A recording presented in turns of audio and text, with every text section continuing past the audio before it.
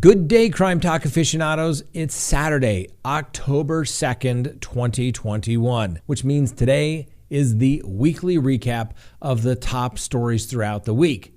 So if you want to get the full story, check out the video earlier in the week, or you can catch the recap here today. Have a wonderful day. We'll see you next time on Crime Talk.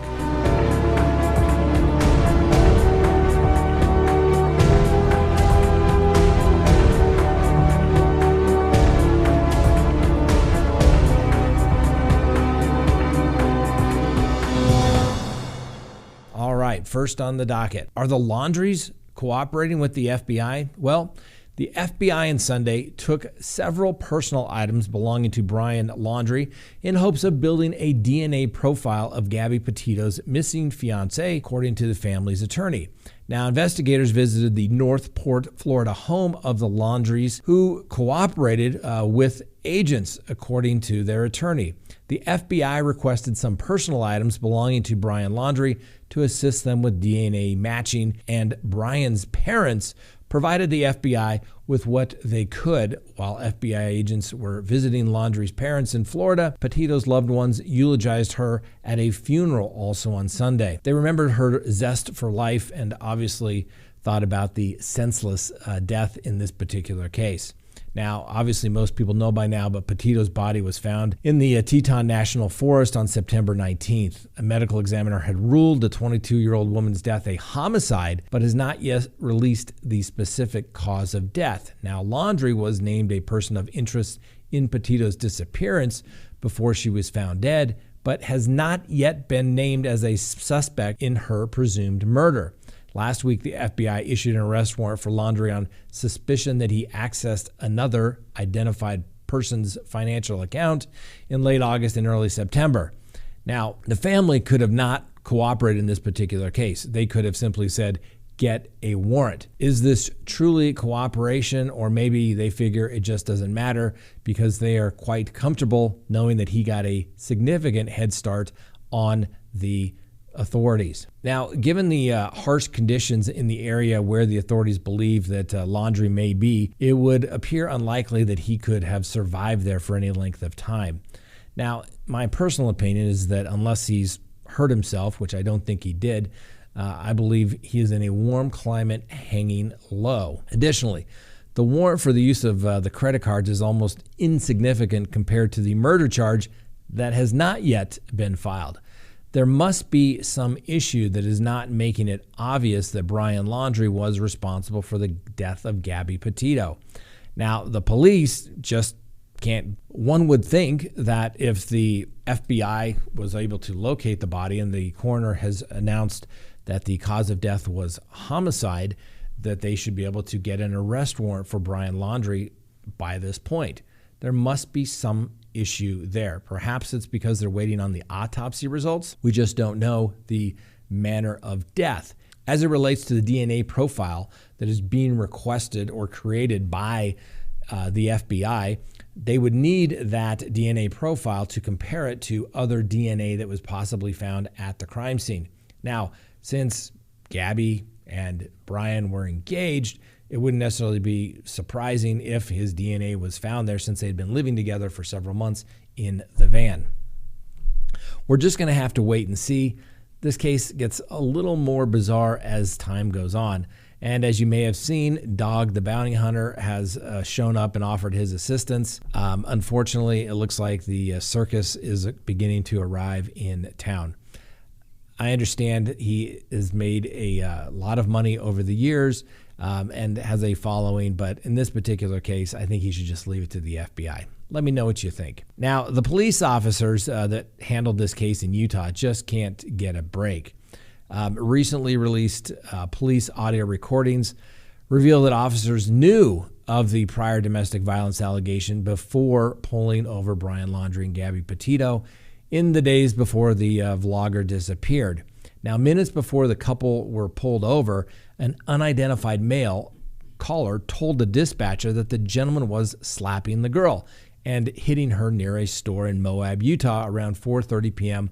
on August 12th. About 15 minutes later, the Moab Police Department would pull over the couple in their little white Ford Transit van. The Moab City Police body cam footage appeared to indicate that the deputies may have been unaware of the witnesses' claims or initially believed that actually it was Petito who was the aggressor. Well, now a report was later written by the responding officer and also concluded that no one reported that a male struck the female.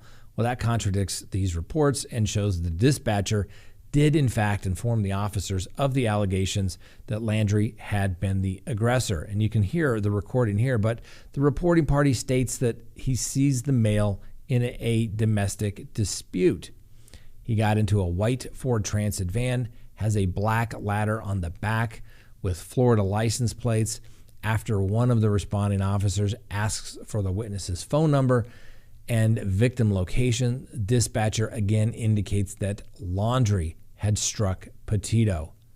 Petito and Laundrie said that they're in love and they're engaged to be married and desperately didn't wish to see anyone charged with a crime. Well, the Moab City Police Department advised the couple to separate for the night and said that they didn't see a reason for filing charges. Now, under Utah law, like most states, officers are required to make an arrest or issue a citation when they have probable cause to believe that an act of domestic violence has been committed.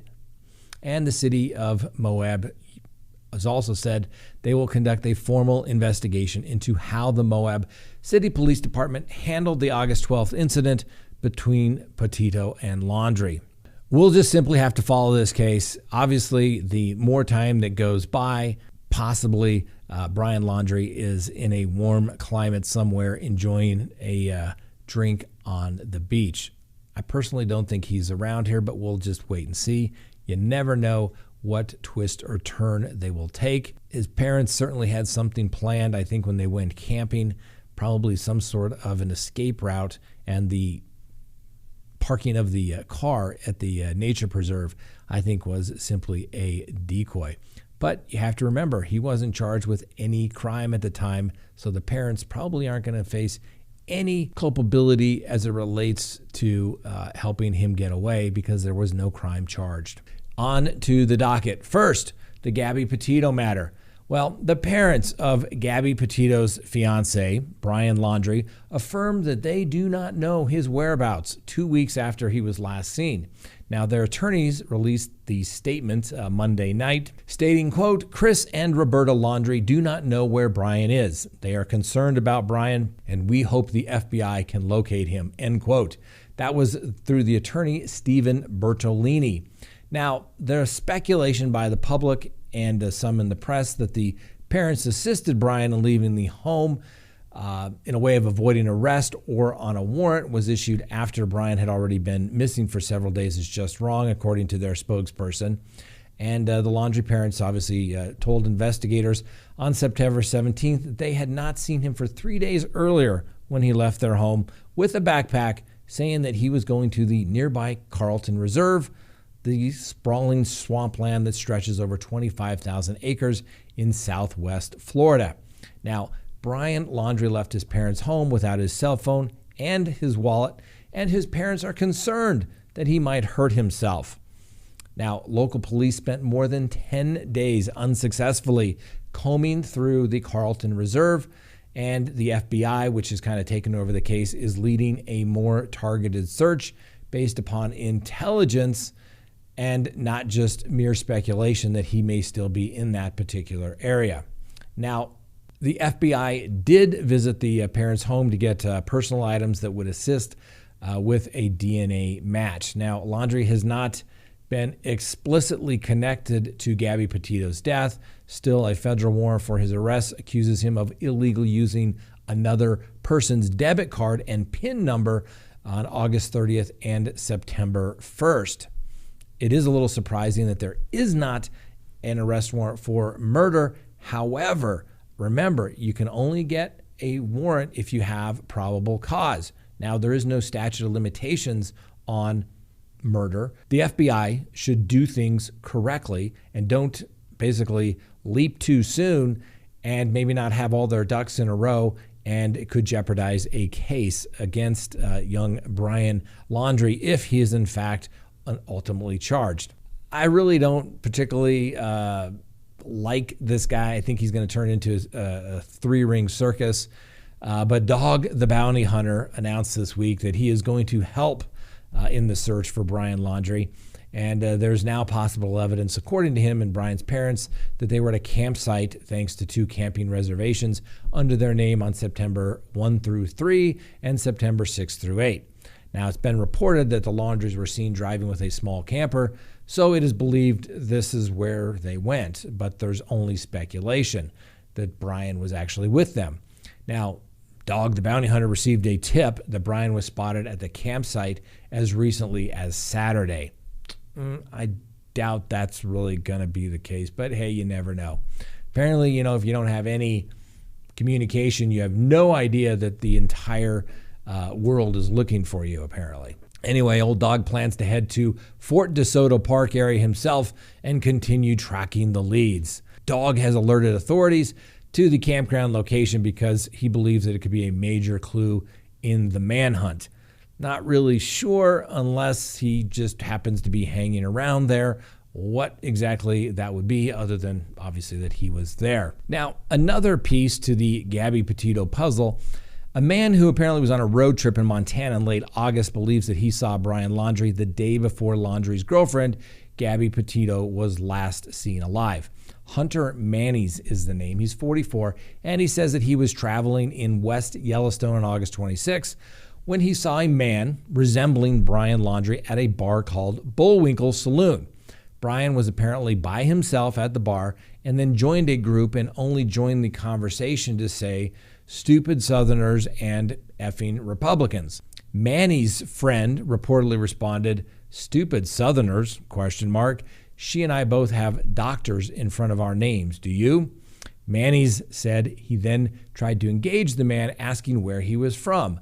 When the man said he was from New York, Maddie said, "Okay, New York." And he said, "I have a name. It's Brian." This is all according to this Mr. Manny's. Manny's then asked him, "Let me ask you this, New York. What do you expect to find in a small town in the middle of nowhere, Montana? Did you expect to find a bunch of Democrats?"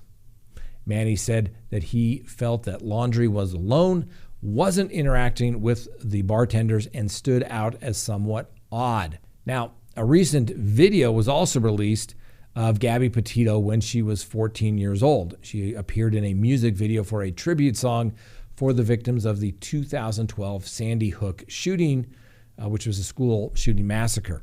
In the video, she holds a sign that says, quote, "I'm irreplaceable," end quote, which is a little eerie now. The woman who wrote the song and filmed the video said, "Just remember, it was really hard for everybody because of the subject matter, and Gabby was such a bright light even at 14. In the latest Petito case, the chief of police in Moab is taking a leave of absence amid an investigation into his department's handling of the Gabby Petito case.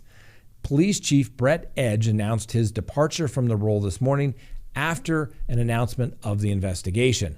The investigation will be looking into the department's alleged mishandling of the possible domestic violence episode between Petito and her fiancé Brian Laundrie before she went missing. Now, the interaction between Moab police, Brian Laundrie, and Gabby Petito is all on Bodycam and available on CrimeTalk YouTube page if you have not had a chance to watch it.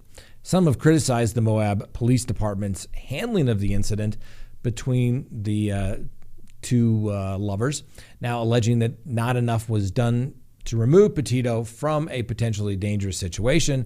At the time, the city of Moab is unaware of any breach of police department policy during the incidents, they said in a statement. However, the city is going to conduct a formal investigation, and based on the results, the city will take any necessary next steps that may be appropriate. And finally, today there was a press conference with Gabby Petito's family. Obviously, they were thanking the FBI and the police, and obviously want Brian Laundrie to come forward. They wouldn't get into a lot of specifics about the case, but they all apparently got tattoos yesterday on their forearms stating "Let It Be," which was a tattoo that Gabby had as well.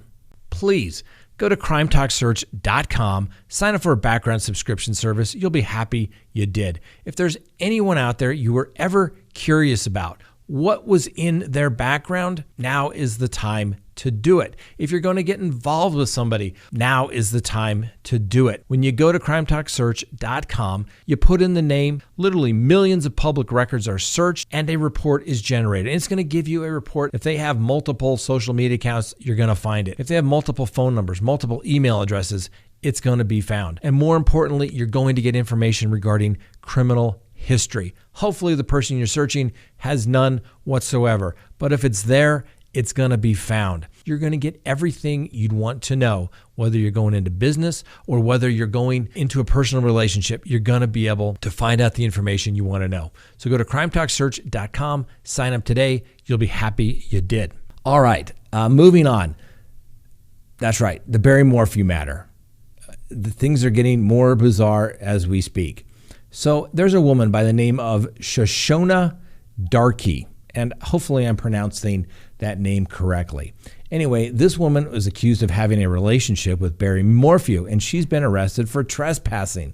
Now, Darkey was arrested Tuesday, September 28th, for trespassing at Morphew's former home in Maysville on Monday, September 27th.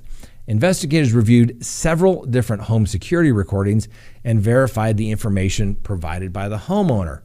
Now, according to the arrest affidavit, Darkey was photographed on surveillance video walking on foot down the driveway at 3:46 p.m.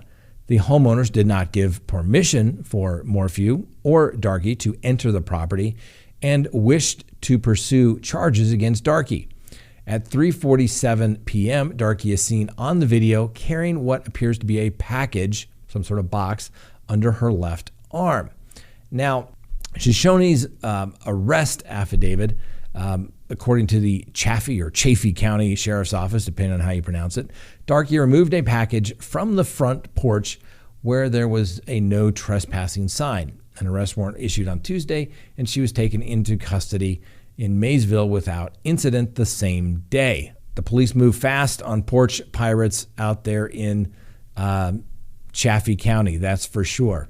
Now, Darkey is charged with second-degree criminal trespass. That's a Class 3 misdemeanor. That's the lowest misdemeanor here in the state of Colorado and carries up to a 6-month jail sentence and a $500 fine. And her bond has been set at $500. She apparently asked for the public defender, but she didn't qualify because she basically has a job. And but even though she claims she can't work, she apparently has some property. Otherwise, she would qualify. Apparently, she hurt her neck in a car accident and earns a slight veteran disability payment of $1,800 per month. So Ms. Darkey says that she is going to obtain legal counsel, private legal counsel. And she is to stay away while the case is pending, because there's a protection order in place, stay away from the Maysville home, including the surrounding property. And Darkey is ordered by the court not to have contact with the current homeowners. Now, that's a little weird, don't you think? I mean, maybe this was a package for Barry Morphew at the old residence and she just went by to pick it up. Well, then she would probably have a legitimate reason to do so. However, if she was being a porch pirate, that's very odd. The question then becomes, was Barry Morphew with her? And we know he can't leave Chaffee County, and therefore, was he helping her in some way? Anyway, Ms. Darkey had a bond hearing. Like we said, her bond was set at $500, and Judge Patrick Murphy, the same judge that provides over Barry Morphew's case, set the bond and heard the issues. And she's expected to be back in court in a couple of weeks. Now, according to the arrest affidavit, on December 16th, a Chaffee County Sheriff's deputy received a tip from a woman who wanted to remain anonymous that Darkey was intimately involved in a relationship with Morphew. Small town. Darkey denied having a romantic relationship with Morphew the following day when asked by deputies. However, a poll camera, that's right, it's a poll camera, they put up outside somebody's home when they're surveilling somebody. The poll camera installed by the FBI near Darkey's home from December of 2020 through April 21 captured images of Morphew's truck consistently coming and going, sometimes staying through the night. Darkey later said she met Morphew in October of 2020 at the dumpster near the Maysville home. Perhaps someone was not completely honest. Now, in the December 17th interview with investigators, Darkey said she did not know Suzanne Morphew, and Suzanne, she's my age apparently, she has a lot of people say I resemble her. Suzanne is the missing woman, obviously the wife of Barry Morphew, who disappeared on Mother's Day in 2020. Now, in addition, on February 12th of 2021, Darkey and Morphew checked into the Antlers Hotel in Colorado Springs with Morphew carrying her luggage and Darkey holding a bouquet of flowers. So it would appear as maybe Miss Darkey was not being completely truthful and honest with the investigators about their relationship, which means, well, maybe Barry Morphew was also not being completely honest about his relationship. Next on the docket, Gabby Petito / Brian Laundrie update as the search continues for Brian Laundrie. Obviously, as we know, the person of interest in the disappearance and homicide case of Gabby Petito. Let's do a quick timeline for people who aren't familiar. We got a lot of requests for the timeline. First, August 12th, police in Moab, Utah respond to reports of disorderly conduct involving a couple. They interviewed Petito, the police did, and Laundrie, who were described as having engaged in some sort of altercation, according to the police report. Neither Petito nor Laundrie were charged with any crime. Then August 30th, Laundrie is accused of using a debit card and PIN number for accounts that did not belong to him between the dates of August 30th and September 1 of this year. Now, according to the federal indictment, that all took place in the District of Wyoming, which is how they established jurisdiction, as well as other places. Then September 1st, Laundrie returns to his family home in Northport, Florida. He was without Petito, with whom he had been traveling on a cross-country trip, obviously in the van.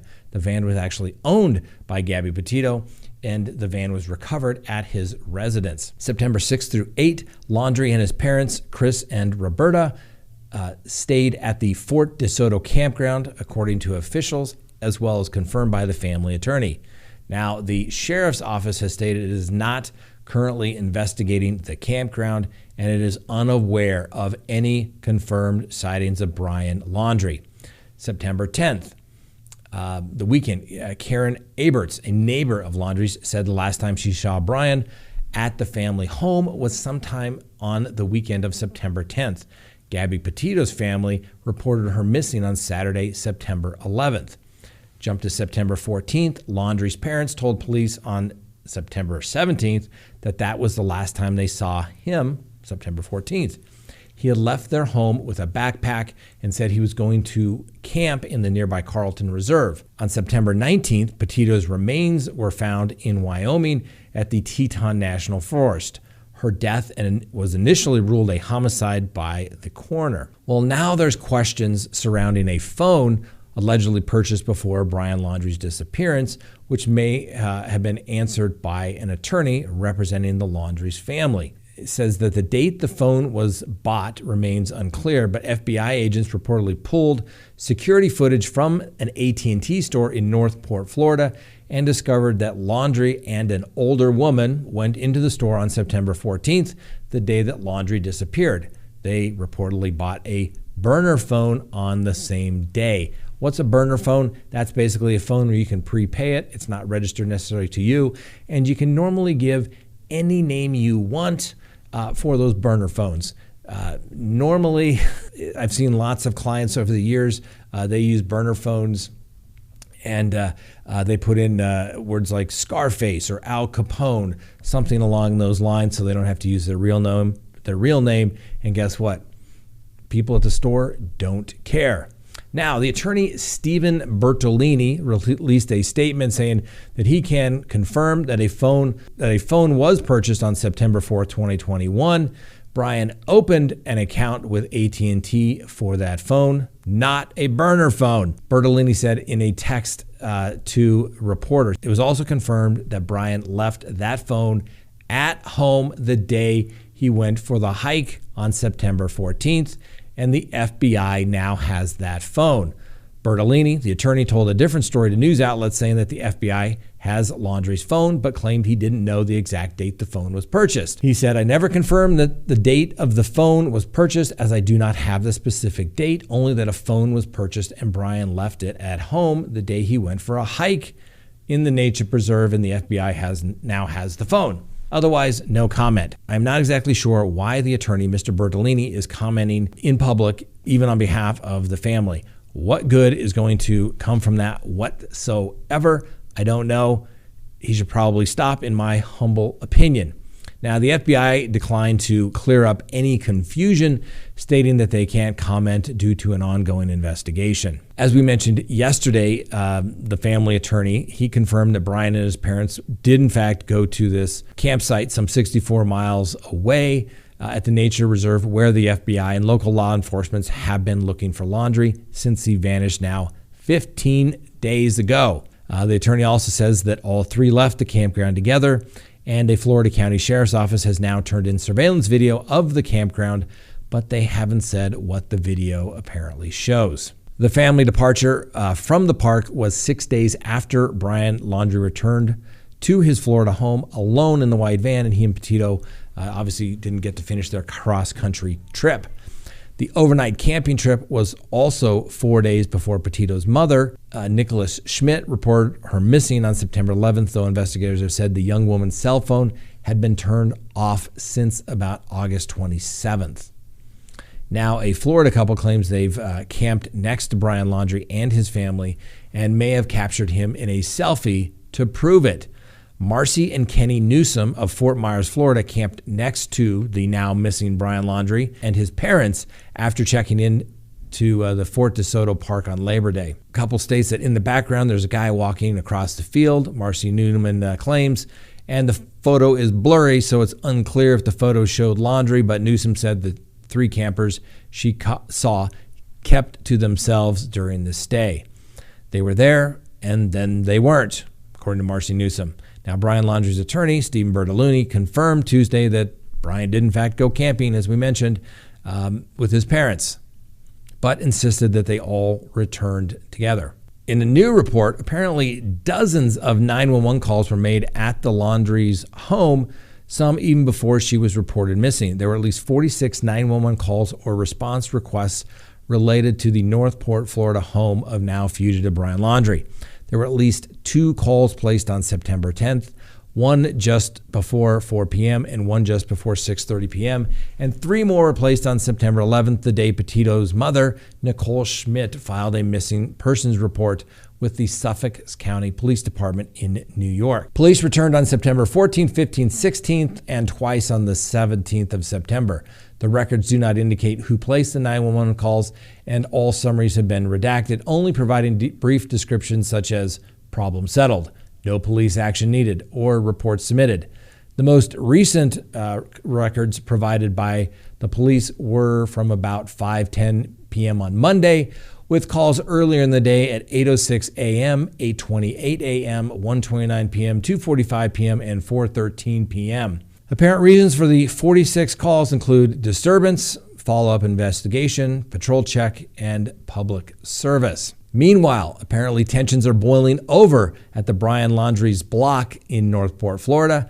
A fight just broke out in front of the home involving one of the family's neighbors. The neighbors in a red shirt started screaming at a couple of protesters who have set up camp outside the Laundrie's home, accusing the couple of stepping on his property. The man, 48-year-old Angelo Zappacosta, is accused of shoving the other man in the video in the chest and taking a swing at him. Now, according to the alleged victim, Zappacosta was upset over him reportedly being on his property days earlier, hanging out wanted posters for Laundrie. Now, ladies and gentlemen, I get it. The people can stay there on the street, but they do not have a right to go on other people's property, and they don't have a right to interfere with their quiet peace and enjoyment of their property. And I'm not sure exactly what they think that's going to happen. Do they think the stress is actually going to cause the parents of Brian Laundrie to somehow say, "Fine, I know where he is, go get him"? I don't think so. Just, I get it. Go help. Go search a field somewhere. I don't think Brian Laundrie is going to show up at that house. I just don't think it's going to happen. And I don't think pressure on the family is going to do anything either. There's a lot of people looking for Brian Laundrie. They could probably use some help. Last night, I actually saw reports of some people that had volunteered their time saying that they thought they'd have Brian Laundrie in custody within an hour. One thing I've learned in the practice of law, ladies and gentlemen, is you don't make promises you can't keep. Bottom line, all you can do is to do your best and to tell the truth. That's all you can do. All right, next on the docket, Gabby Petito. A new body cam video was obtained from the Moab Police Department regarding the interaction between Brian Laundrie and Gabby Petito's domestic dispute on August 12th. Now, we put this video up late last night when it broke. Thank you, Frank, truly the hardest working man in show business, who did that at the late hours last night when he should be taking care of his wife, who's going to deliver a baby any second now, but thank you. Anyway, the video shows Petito telling an officer that Brian was, in fact, hitting her. Now, the attack allegedly took place shortly before the couple was stopped by the police at the entrance of the Arches National Park. A 911 caller told police he saw a man slapping a woman outside an organic grocery store in Moab. The officer asks, "Did he hit you, though?" To which Gabby replies, I guess, yeah, but I hit him first. The officer asks Gabby when Brian hit her, and Gabby is visibly upset and replies, he didn't hit me in the face. He didn't punch me in the face or anything. The officers ask Gabby if Brian had slapped her. Gabby replies, well, like he grabbed me with his nails, I guess. That's why it looks. I definitely have a cut right here. Gabby is seen rubbing her cheek. I can feel it when I touch it. It burns. Now, the new video reportedly shows that the witnesses clarify that he did not see Laundrie strike the female when questioned by the police. I think I saw maybe a push or a shove, but not a full-on punch to a face or anything. Now, the officer asks if the witnesses saw any slapping, to which the witness replies yes. Now, the Moab City Police Department Chief, Brett Edge, took a leave of absence earlier this week as an internal investigation looks into whether the cops mishandled the situation by letting the couple drive off without pressing charges. Idaho is like many jurisdictions in the United States. If the police are called and there can be some allegation that somebody pushed, poked, slapped, punched, did anything to one of the other parties, and they have been involved in an intimate relationship, guess what? Somebody's going to jail. Now, early on, I was a little surprised that the police officers didn't arrest either Brian Laundrie, Gabby Petito, or both of them based upon their statements. But I said, hey, listen, the police were trying to resolve this kind of at the lowest level possible, and they were trying to do their best. They were treating it as a situation where basically it was mental health related and not an actual physical assault.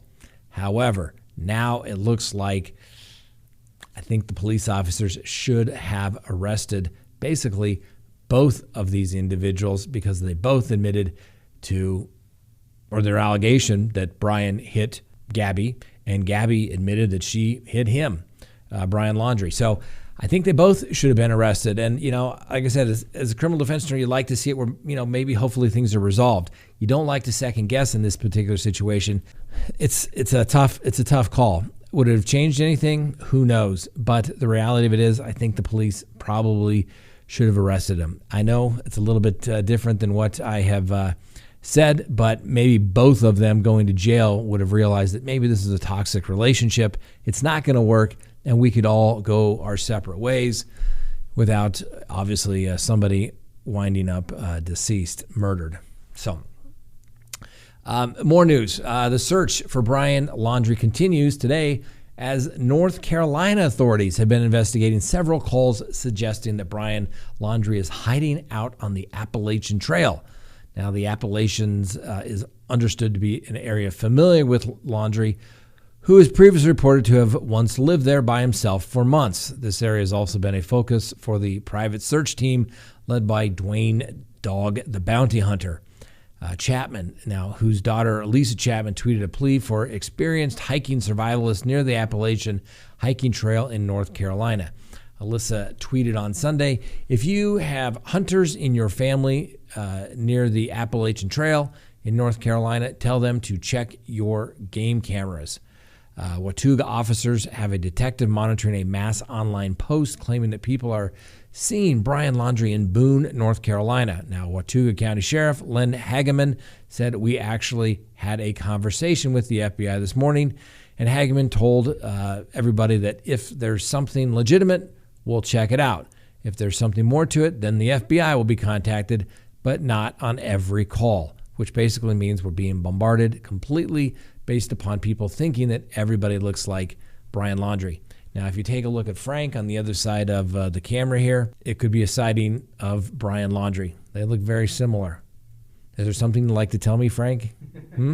All right. Well, now a Florida sheriff believes Brian Laundrie should have been detained as soon as Gabby Petito's parents reported her missing.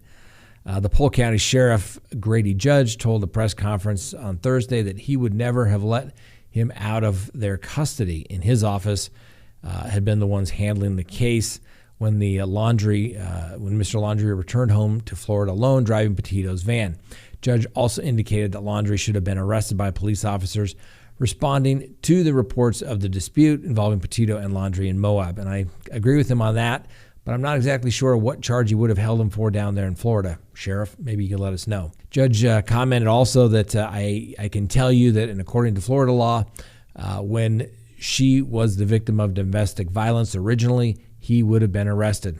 That's the law in most places. I would have arrested both of them if I was making that call, I think, now after seeing the most recent video. Now, the Polk County Sheriff was keen to stress, however, that he could only speculate based upon what has been reported in the news. And Dog, the bounty hunter, is now putting his money where his mouth is. Dog is reported offering $10,000 in rewards for information that leads to Brian Laundrie's arrest. Dog and his family said they are determined to bring closure to Gabby Petito's family, and they hope upping the reward helps to uncover Brian's whereabouts. Now, prior to Dog's donation, the reward money sat at $170,000, much of which was donated by private individuals supporting the Petito family. And old Mr. Chapman joined the nationwide manhunt for Brian, and earlier this week, he alerted cops to a possible sighting. Dog and his team are currently on a remote island off Florida looking for Brian. Dog has said that he felt this close to capturing him, but the island terrain has slowed down the search, which of course is somewhat unusual since a lot of people think that he's up in North Carolina on the Appalachian Trail. The reality of it is I don't think anyone knows where he is. Now, Scott Reich, CrimeTalk, is making a prediction that he is probably out of the country by now because his parents gave him that head start. All right, that's all we have for you today. It's been a busy, busy week. We'll see you next time on Crime Talk.